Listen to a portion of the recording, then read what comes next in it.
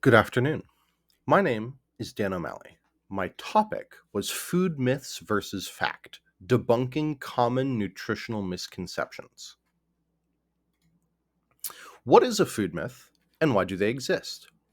Food myths are common misconceptions or misunderstandings of nutrition, often related to muscle gain or weight loss.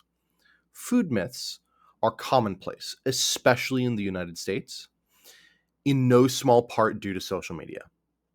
Modern social media is more interested in instant gratification than sharing knowledge. This leads to influencers making anecdotal claims, following trends instead of researching the trend itself. These trends often move so fast that there isn't enough time to properly research them, and no reason for the influencers to research the trend themselves to educate their audience.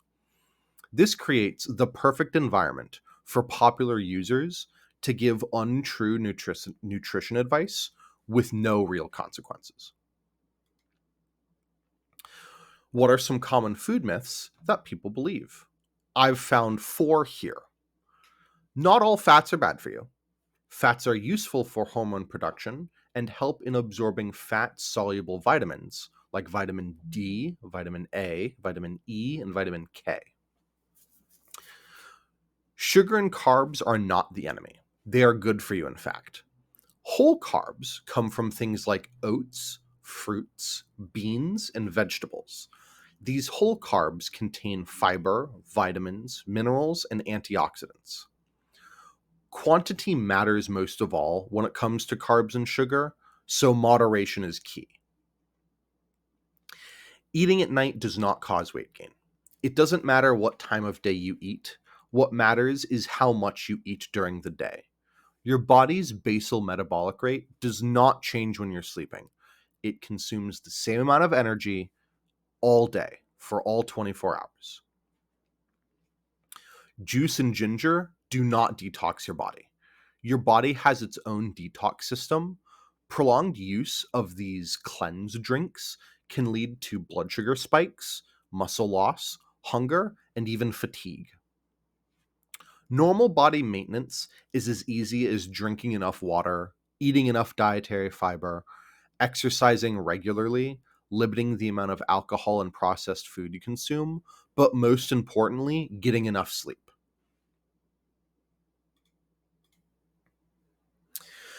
How does social media contribute to the spreading of food myths? Social media influencers and conventional celebrities more often than not advertise or promote these weight loss products or fad diets. These advertisements also contain little nutritional research or are operating on misleading assumptions. These are ads, not health advice.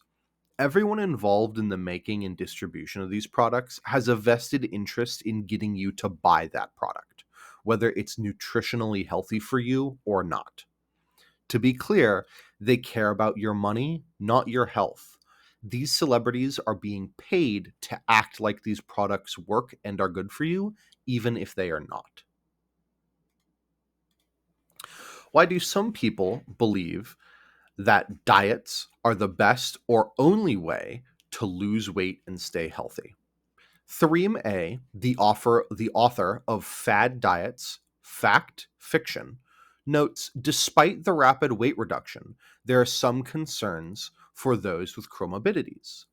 Comorbidities is the simultaneous presence of two or more diseases or medical conditions, including but not limited to eating disorders. The best way to lose weight and stay healthy is with a varied and healthy diet along with regular exercise. People tend to engage in these fad diets because they offer a simple, quick fix to long term problems. Unfortunately, these diets are not long term sustainable and can have some pretty nasty side effects, including nausea, losing consciousness, or long term stomach problems. Is it true that all sugar is bad? No. Sugar itself is not bad for you. In fact, glucose is the primary fuel for your brain and muscles. It is also how your body creates ATP, normally called energy. How you get sugar is important. Fruits, for example, contain natural fibers along with sugar. These fibers help with digestion. Added sugar, however, contains no additional vitamins or fibers. Moderation is key when it comes to sugar, so try and prioritize natural sugars, things in fruits and vegetables, as opposed to added sugars, like sweets or baked goods.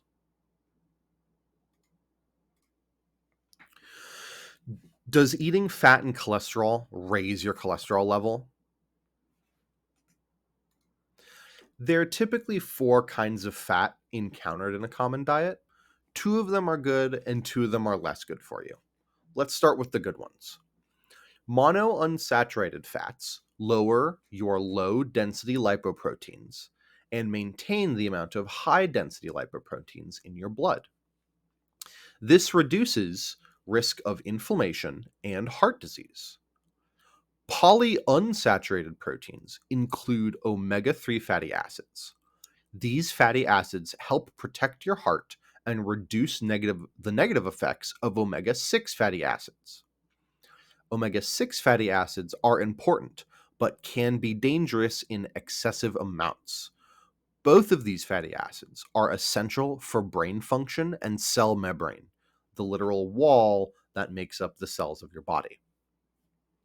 Moving on to the fats that are less good for you, trans fats are chemically altered fats. They do not occur naturally. These fats raise the amount of low density lipoproteins and lower the amount of high density lipoproteins, the exact opposite of monounsaturated fats. This imbalance is a major risk for heart disease and type 2 diabetes. It is important to avoid these types of fats whenever possible. Normal saturated fats do raise your low density lipoprotein count. So in high levels of intake, they are linked to heart disease. So saturated fats can be good to you, but in moderation.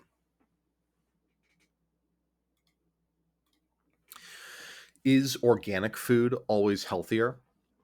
According to the USDA, organic produce is grown without the use of any synthetic chemicals, such as man-made pesticides, fertilizers, and does not contain genetically modified organisms, or GMOs. Organic labels you see at grocery stores have nothing to do with nutritional value. And conventional farming methods can produce more nutritious food. So it is important to note the health benefits of various foods are based on individual diets and needs.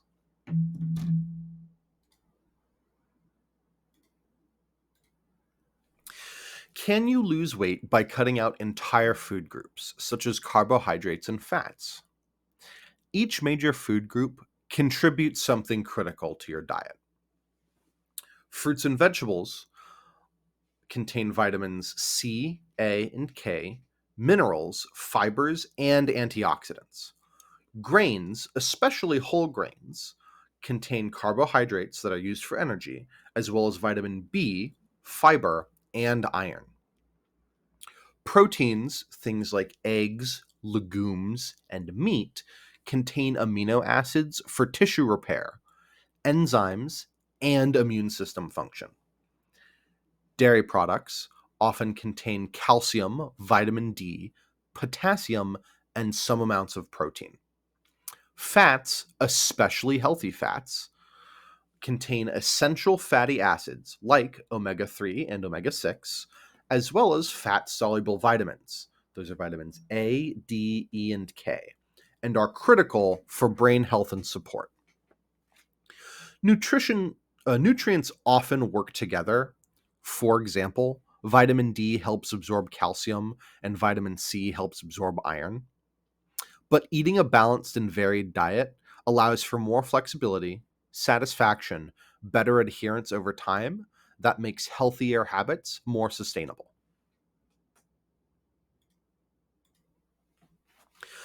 Are plant-based diets always healthier than omnivorous ones? No. Plant-based diets are not inherently healthier.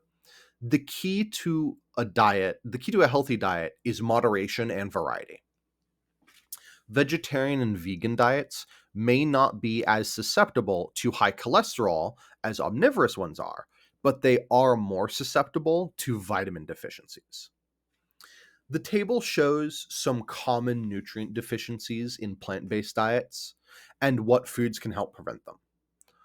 I'm going to sit on this slide for about another 5 seconds and then I'm going to move on, just so you have a chance to read the table.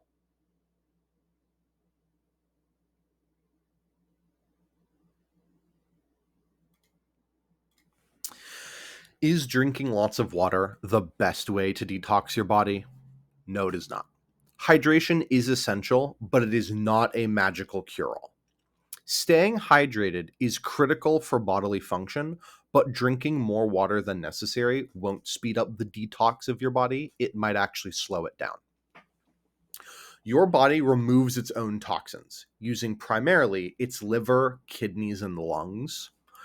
The liver breaks down harmful substances like alcohol and other metabolic waste and turns them into safer compounds.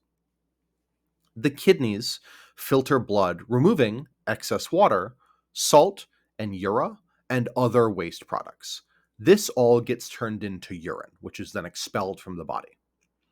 And your lungs remove CO2 from your body, as well as adding oxygen to your blood. Your skin also does this, but to a much lesser degree.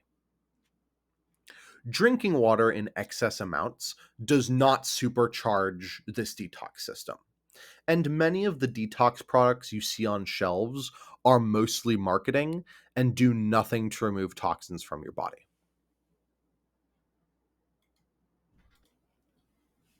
Does eating late at night cause weight gain? No, it does not. Eating late doesn't cause weight gain inherently, as your body's basal metabolic rate does not change when you're sleeping. Your basal metabolic rate is the amount of calories your body burns just to keep itself alive. This is things like pumping your blood, making your blood, breathing, digesting your food, all the stuff you don't think about and your body does automatically. What does lead to weight gain, however, is taking in more calories during the day than you burn.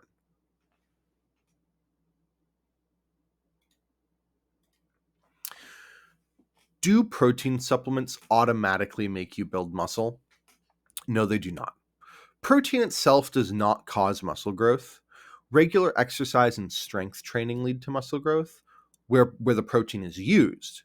Excessive protein can lead to weight gain if exercise is not regular or intense enough. Excess protein is broken down into sugar and stored in the body as fat, causing weight gain and obesity, and all the health risks that come with that. Is gluten bad for everyone? Gluten is not inherently bad for you unless you have celiac disease or some other kind of medically diagnosed gluten intolerance.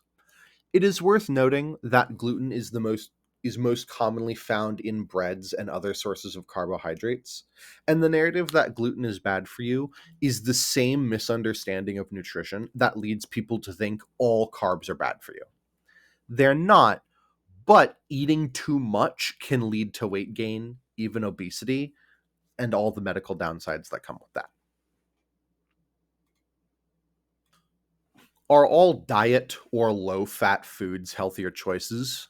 Not necessarily.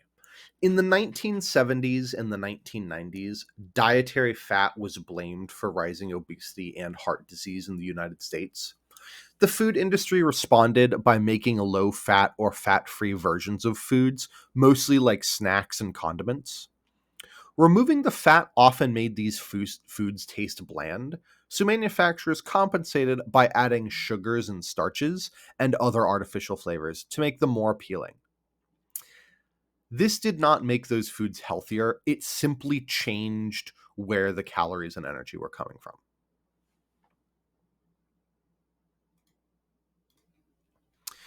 Do you need to take supplements if you eat a balanced diet? No, you do not.